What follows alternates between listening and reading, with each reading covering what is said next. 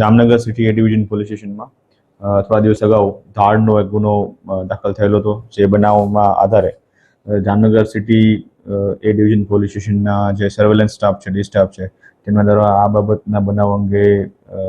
Technical surveillance અને ઇન્ટેલિજન્સની મદદથી અલગ અલગ ટીમો બનાવી અને શોધખોળ કરવામાં આવેલી હતી, જેમાં પીસી યોગેન્દ્રસિંહ નિરૂભા સોડા અને વિજયભાઈ બળદેવભાઈ કનાણી જેઓ સર્વેલન્સ સ્ટાફમાં છે, તેમના દ્વારા એક બાતમી મળી હતી કે જે આ બનાવમાં જે વપરાયેલ ઓટો રિક્ષા છે GJ10 TZ1803, આ રિક્ષા જે છે એ લાલપુર બાયપાસ ચોકડી તરફથી જામનગર તરફ અંદર આવી રહી હોય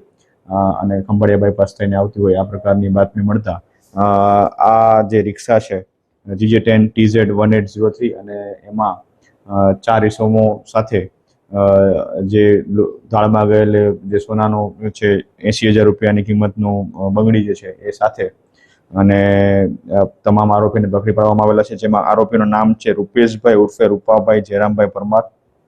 અજયભાઈ ઉર્ફે અર્જણભાઈ ઉર્ફે ડેરો ભીમાભાઈ સોલંકી, સુરેશ ઉર્ફે થાપરો લાલજીભાઈ સોલંકી, આકાશ ચંદુભાઈ પરમાર તેમજ વિજુબેન રૂપેશભાઈ રૂપાભાઈ જયરામભાઈ પરમાર. આ સમગ્ર ઇન્વેસ્ટિગેશન અને તપાસ દરમિયાન કુલ એક સોનાની બંગડી 80,000ની જેની કિંમત છે, CNG auto rickshaw GJ10 TZ1803, mobile નંગ 2 અને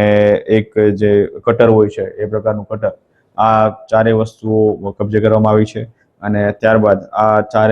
પાંચેય આરોપીઓને પોલીસના રિમાન્ડ મેળવી અને આગળની તપાસ હાલ ચાલુ છે. આ લોકો જે છે એ પેસેન્જર રિક્ષામાં પેસેન્જરના સ્વાંગમાં બેસી અજાણ્યા વ્યક્તિને જે રાહદારી હોય છે એમને પેસેન્જર તરીકે બેસાડી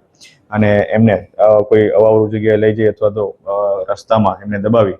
અને એમના પાસેથી બળજબરીપૂર્વક આ લોકો કઢાવી લેતા હોય છે સોના, ચાંદી અથવા તો કોઈ રોકડ રકમ, મોબાઈલ, જે કાંઈ પણ કિંમતી સામાન પેસેન્જર પાસેથી મળી આવે તે ફોર્સનો ઉપયોગ કરીને આ લોકો કઢાવી લેતા હોય છે. આ પ્રકારની એમો એ લોકો ધરાવે છે.